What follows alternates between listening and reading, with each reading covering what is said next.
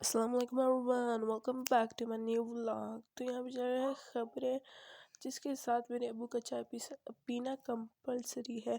तो मैं इस चाय को किचन से कमरे तक तहफ़्फ़ुज़ के साथ लेके जाऊँ, ये मेरी अम्मी की मांग है, क्योंकि अगर इसकी एक बूंद गिर गई तो मेरी कोई और मांग पूरी नहीं हो पाएगी। तो चाय कमरे तक पहुँच चुकी है और मैं अपने वालिद साहब के सेक्रेटरी वाले काम करते हुए आराम से किसी को कॉल मिला रही हूँ। और अभी खाने का टाइम हो गया और खाने में बना है आलू और चिकन।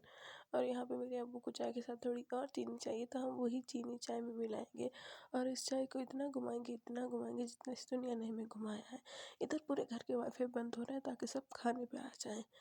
और यहाँ पे जितना नकली पैसा इधर पड़ा है, काश मेरे पास हकीकी ज़िंदगी में होता तो मैं आज कुछ और ही होती।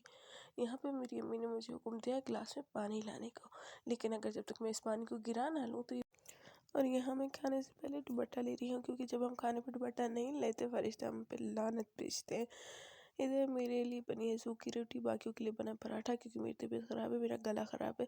इसी वजह से खाने के बाद मेरी अम्मा ने बोला जाओ दवाइयाँ ले आओ ताकि मैं खा लूँ। तो गैस इसके बाद मैंने पढ़ ली थी ईशा की नमाज़, क्योंकि रात को जब आप जितनी देर करते हो नमाज में आपको उतनी ही सुस्ती होती है। तो गैस अब मैं आपको 3 इस्लामिक बातें बताना चाहूँगी, या 3 इस्लामिक वजीफ़े आप उसे कह सकते हैं, जो आई थिंक हर मुसलमान को पता होने चाहिए। नंबर 1 ये है कि अगर आप ख़ुद को जहन्नुम की आग से महफूज रखना चाहते हैं तो सुबह फजर की नमाज के बाद और फिर मगरिब की नमाज के बाद 7 मरतबा अल्लाहुम्मा अजरनी मिनन नार पढ़ लिया करें। और आप ऑब्वियसली बात है कि हर मुसलमान जन्नत में जाना चाहता है, तो आप सल्लल्लाहु अलैहि वसल्लम ने फरमाया कि जो बंदा हर फ़र्ज़ नमाज के बाद आयतुल कुर्सी पढ़ ले तो उसके और जन्नत के बीच में एक मौत का ही फासला रह जाता है। और तीसरी इस्लामिक बात या इस्लामिक वजीफ़ा ये है कि आप रोज़ रात को सोने से पहले या इशा की नमाज के बाद 33 मरतबा सुबहान अल्लाह, 33 मरतबा अल्हम्दुलिल्लाह और 34 मरतबा अल्लाहु अकबर पढ़ ले। और ये जो है ये तस्बीहात फ़ातिमा हैं, जो आप सल्लल्लाहु अलैहि वसल्लम ने हज़रत फ़ातिमा को तोहफ़े में दी थी। और अगर आप इसे अपनी डेली रूटीन में शामिल कर लें तो ये बहुत फ़ायदेमंद है, ये तीनों चीज़ें। और आई थिंक ये हर मुसलमान को पता होनी चाहिए, इसीलिए मैंने आपके साथ शेयर की।